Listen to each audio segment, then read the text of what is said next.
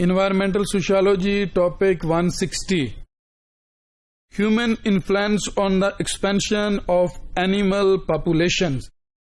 Human being کا animal populations کی expansion پہ کیا influence ہے اور کیسے human beings role play کرتے ہیں.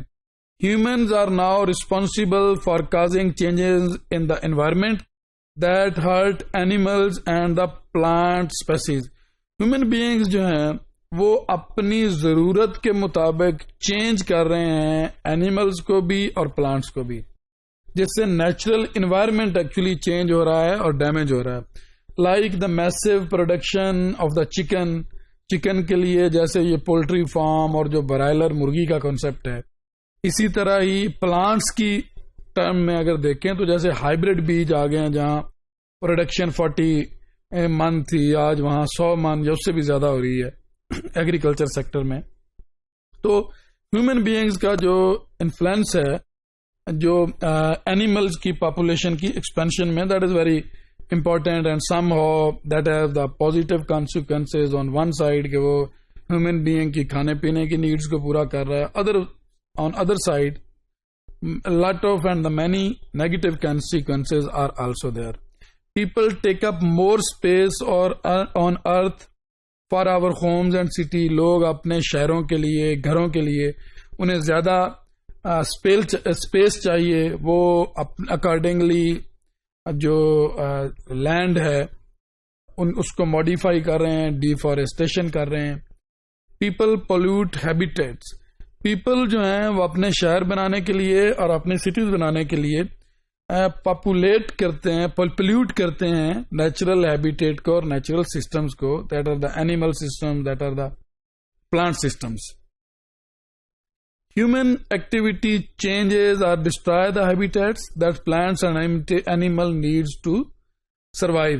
ہیومن ایکٹیویٹی ڈسٹرائے کرتی ہے ہیبیٹیٹس کو that plants and animal needs to survive, لیکن پلانٹس اینڈ اینیملز جو ہیں وہ ان کو اپنی سروائیول کی بھی چاہیے اور وہ سروائیو کرنا چاہتے ہیں.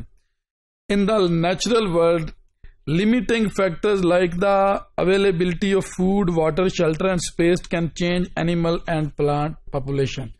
جب جانوروں کو فوڈ مل رہا ہو، ان کو واٹر مل رہا ہو، شیلٹر مل رہا ہو اور اسپیس بھی مل رہی ہو رہنے کے لیے، تو وہ جو اینیمل پاپولیشن ہے ان کو چینج کر سکتے ہیں.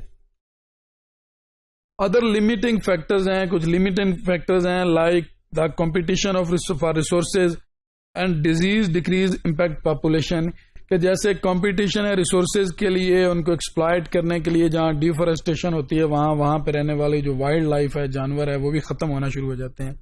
آن ادر سائڈ ڈیزیزز آ گئی ہیں، نئی ڈیزیز کنٹرول اگر کر لی جائے تو جانوروں کی پاپولیشن کو انکریز کیا جا سکتا ہے، کیونکہ due to the many diseases ہو سکتا ہے وہ پولوشن سے آتی ہوں، ہو سکتا ہے وہ کلائمیٹ چینج سے آتی ہوں، بہت سی ہیومن ایکٹیویٹیز سے ہو سکتا ہے وہ آتی ہوں، لیکن اس سے جانوروں کی پاپولیشن کم ہوتی ہے.